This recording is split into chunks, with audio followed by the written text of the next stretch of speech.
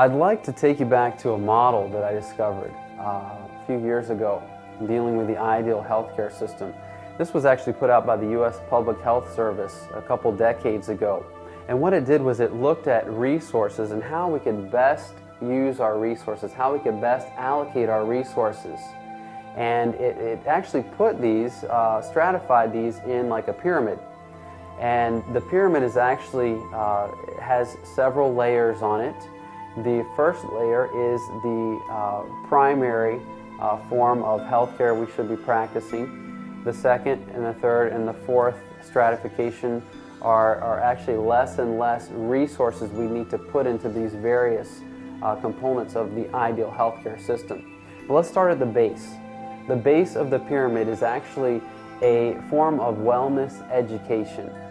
Now, it makes sense for us to keep people well, right? Not just to treat them when they're sick. In fact, if we can keep a population relatively healthy, we need to spend less and less amount on actual treatments in healthcare. It makes a lot of sense, both economically and socially and morally even. Now, moving up this pyramid, we have the second stratification here. This is primary healthcare. Now, even with the best wellness education, people will still get sick.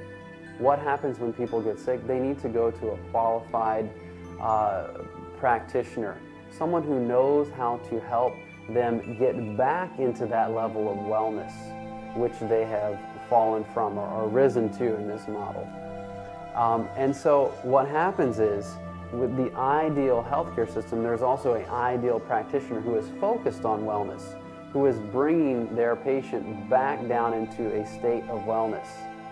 Even with a practitioner who is focused on wellness, on bringing their patient into a level of wellness in which they can actually just live life normally and actually prosper and be in health.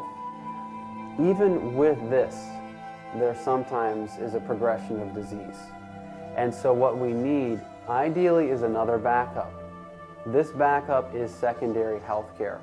Secondary health care, for example, would be something like a overnight stay in a hospital or a visit with a more specialized doctor, someone who has a little bit more knowledge in depth in one system of the body, who's able to help, of course, bring that person back to a state of wellness. This is the ideal, to have people well.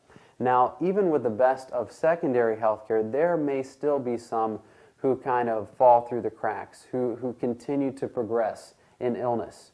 And so what happens here is we need another backup. What if that person who went to their physician, went to the more specialized physician dealing with high blood pressure and complications, actually had a heart attack or a stroke because of their high blood pressure? What would they need to do? They would need to actually go and receive even more specialized health care. And so basically what would need to happen is they would need to go and have some kind of highly specialized, very expensive treatment done. And you know, it is needed in some cases. But what we actually have in our current system is a total reverse of this ideal. What we have is the most expensive, most highly specialized treatments taking up the most resources. How did this happen? Well, the Bible tells us the love of money is the root of all kinds of evil. And we can see that this system is a profit-based system. So what is the result of this type of system? This not ideal or less than ideal system? Well, it's very, very sad. The average 75-year-old suffers from 3 chronic debilitating conditions and takes over 5 prescription medications. And this is just the average. There are many who take much, much more medication. In fact, we call this term polypharmacy. It gets to a point where they take so many medications that we don't even know what the interactions are going to cause. We don't know what side effects. So many of these people are actually suffering. They're debilitating. Their debility is even decreasing because of the medications they're on, because of the treatments they're receiving, because of all this mixture going on. But they're really suffering the most because they've not been educated into how to stay well, how to prevent disease, how to enjoy life, without being in bondage to medication, to physicians, to the medical establishment. So what it really comes down to is that disease is profitable. In fact, if you were to look at the top 4 diseases that Americans suffer from today, and you looked at the total amount of revenue that's generated by these, it gets close to $800 billion per year. $800 billion. Imagine if all of that was put over into wellness education. We need to ask ourselves, are we even treating our patients correctly? Are we promoting health, or are we confining them indoors, shut away from fresh air and sunlight and the enjoyment of nature, bringing about a further state of debility just by keeping them indoors? And are hospitals even healthy to begin with? I mean, think of the concept.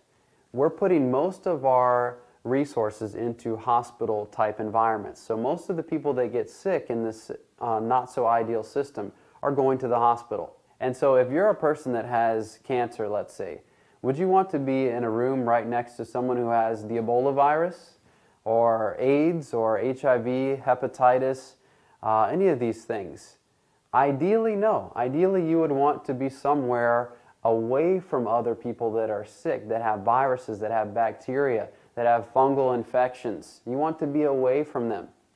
Now, what happens is when we coop up all of our ill in the same place, we have things happening, this transmission of disease going on. It's actually referred to as nosocomial infections. Now, in terms of nosocomial infection deaths per year, we have something like 80,000 deaths per year due to hospital-acquired infections. What about medications? Are medications really that safe? In-hospital medications ideally should be the most safe.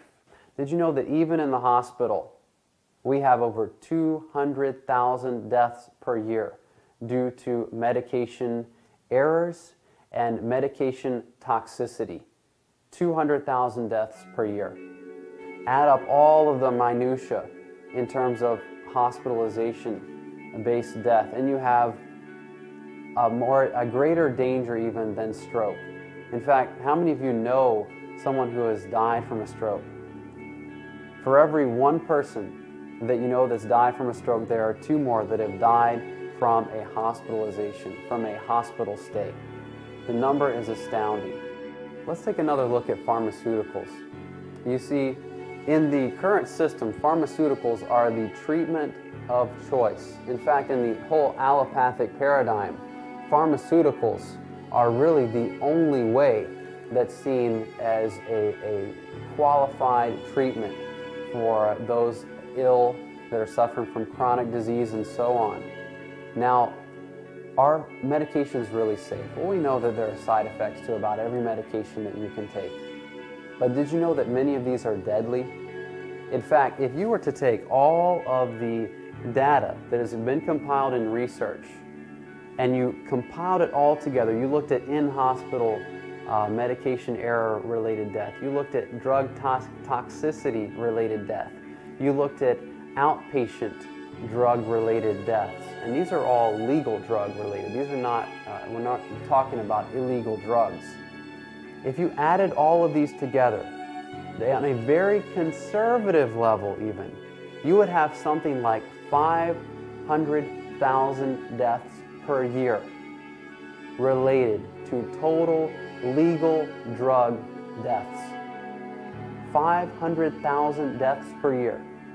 Now, this is a conservative estimate. There are some who've said we may even have close to 1 million deaths per year related to drugs, related to legal drug use, prescription medication, over-the-counter pharmaceuticals. When we look at this total amount of drug-related deaths, anywhere from 500,000 to 1 million deaths per year related to drug use, and this is legal drug use, we find something very startling. Tobacco accounts for over 500,000 deaths per year. When we compare this with legal drug usage, we find something very interesting, and that is that total legal drug use surpasses tobacco in terms of its death toll.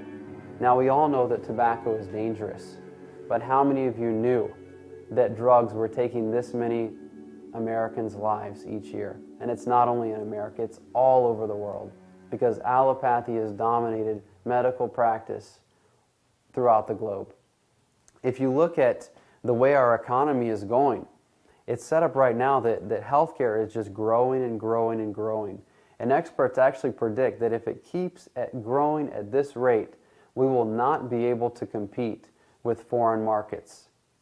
Our economy will be totally destroyed by this system that is destroying people's lives. In terms of treatment, is there a better way? Is there another option? I would submit to you that there is. There are many alternatives to pharmaceuticals. In fact, in the early 1900s, many of these alternatives were practiced. However, now, allopathy stands alone in its preeminence and also in its dominance in using and forcing others to use this treatment paradigm, and that is prescription drugs, over-the-counter drugs, under-the-counter drugs, you name it. It all has to do with drugs. But what it really comes down to is that we are still looking for a profit, a way of profiting due to treatment. Now, many people could just go outside and get some sunlight and decrease the risk for cancer.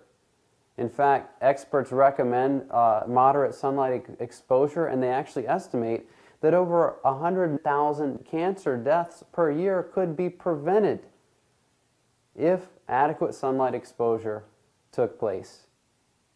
Now, this is a very benevolent thought, but unfortunately, many people are actually put on other prescriptions for preventative measures. And the allopathic mindset is very much a drug-dependent mindset.